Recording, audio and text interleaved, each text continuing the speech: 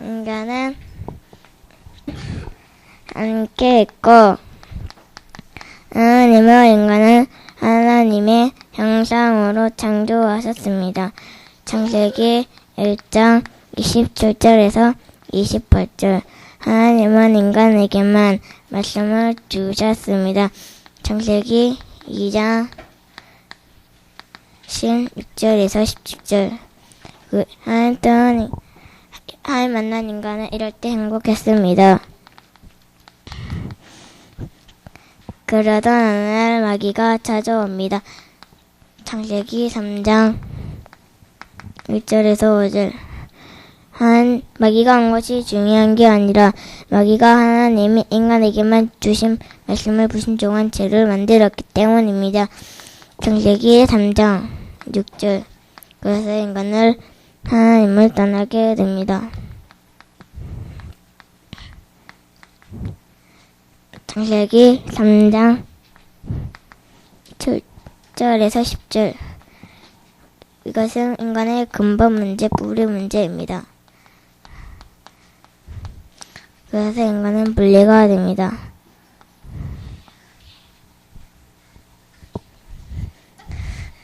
하나님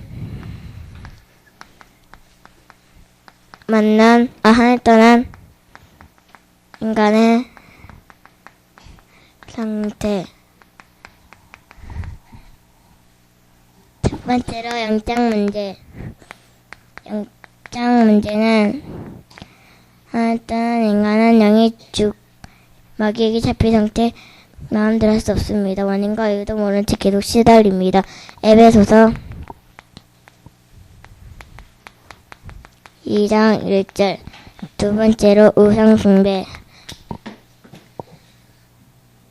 우상 숭배는 하나님 떠난 인간은 우상을 숭배하면 되는 줄 알고 우상을 숭배하지만 안 됩니다. 그래서 사사고가 안 나게 해달라고 십자가나 소금을 뿌리기도 합니다. 또 숫자에 묶이기도 하고 물 마시다가 죽을까봐 냉장고에 부적을 붙이기도 합니다. 에베소서 2절. 세 번째로 정신 문제.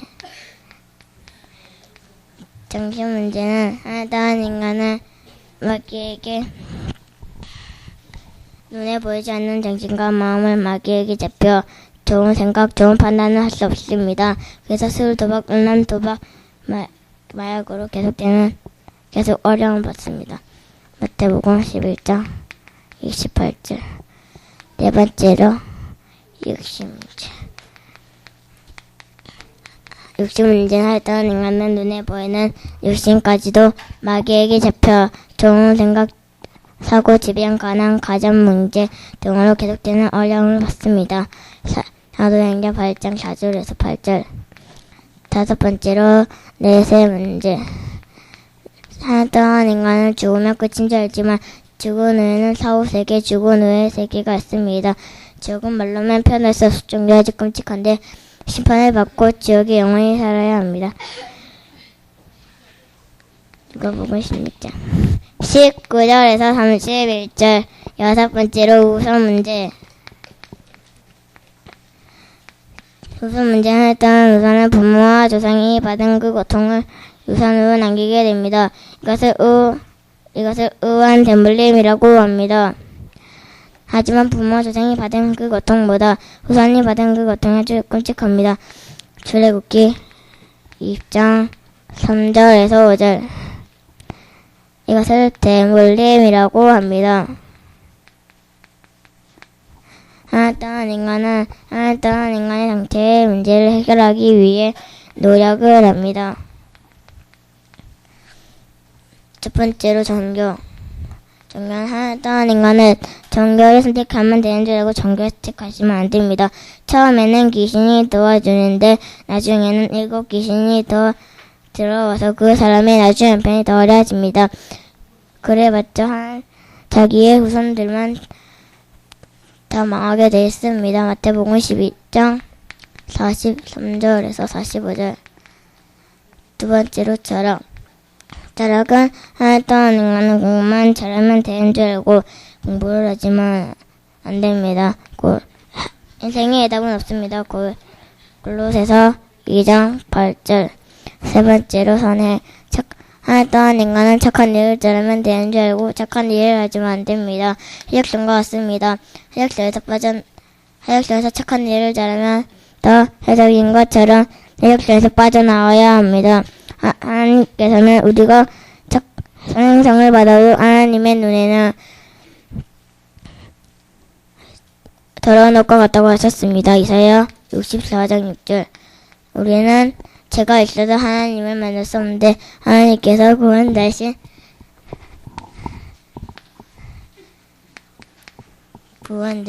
예수 그리스도를 보내주었습니다. 예수는 이름이고 그리스도는 직분입니다. 직분은 하시는 일이고 그리스도는 기름 부음 받은 자입니다.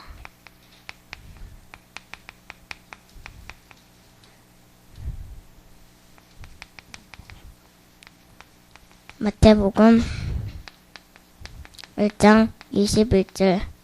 첫 번째로 구원자신 예수 그리스도가 하신 일이 마귀를 결박하셨습니다.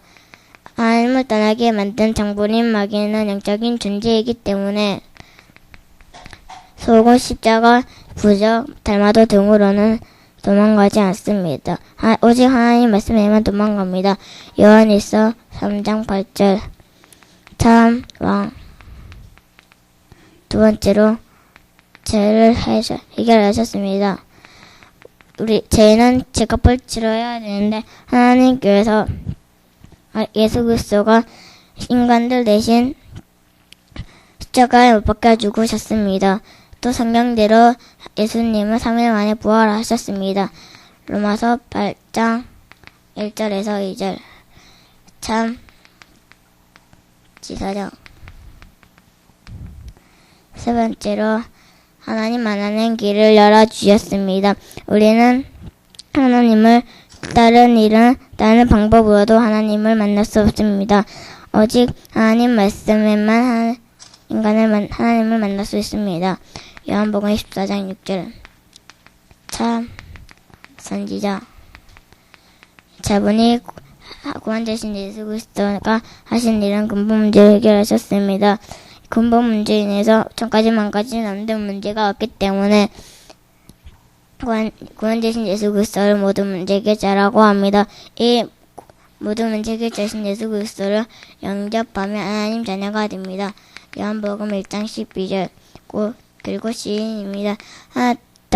하나님이 내 마음속에 있다는 것을 고백하면 됩니다. 로마서 10장 9절에서 10절. 그리고 지금 하지 않으면 나중에 무슨 일이 날지 모릅니다. 잠언 27장 1절. 이제는 제가 영적 기도문을 하겠습니다. 하나님 아버지, 하나님께서 저의 마음속에 들어오셔서 저를 영원히 다스려 주시고 저를 흔들어 주세요. 예수 그리스도의 이름으로 기도합니다. 아멘. 이제는 우리는 하나님을 만나게 되었습니다. 하나님 만난 인간의 축복. 첫 번째로 성령 내주. 하나님이 내 마음속에 있다는 것입니다. 고린도전서 3장 16절. 두 번째로 성령 역사, 성령 인도. 하나님이 나를 인도해 주시고 하나님께서 책임져 주시고 보호해 주십니다. 요한복음 14장 16절에서 18절. 세 번째로 성령 역사. 내가 기도하면 하나님께서 일을 하십니다. 예레미야 33장 1절에서 3절. 네 번째로 천사의 도움. 천사는 우리의 신분은 꾼이기 때문에 우리를 도와줍니다. 히브리서 1장 14절. 다섯 번째로 후건 결박. 후건 결박은 내가 하나님 말씀 예수 그리스도 이름에만 내가 떠나갑니다. 누가복음 10장 17절. 6번째로 전국 시민권. 내가 죽으면 종기가 하는 시민권이 있습니다. 천국 시민권은 하늘에 있습니다. 빌립보서 3장 6절. 그리고 7번째로 증인입니다.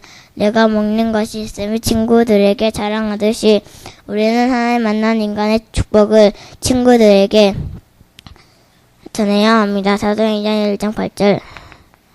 그런데 하나님 만난 인간의 축복을 한만 들어서는 안 됩니다. 그래서 주일 이상 만나고 장소와 시간을 정하고 연락처를 교환하고 자료와 기도문을 전달합니다.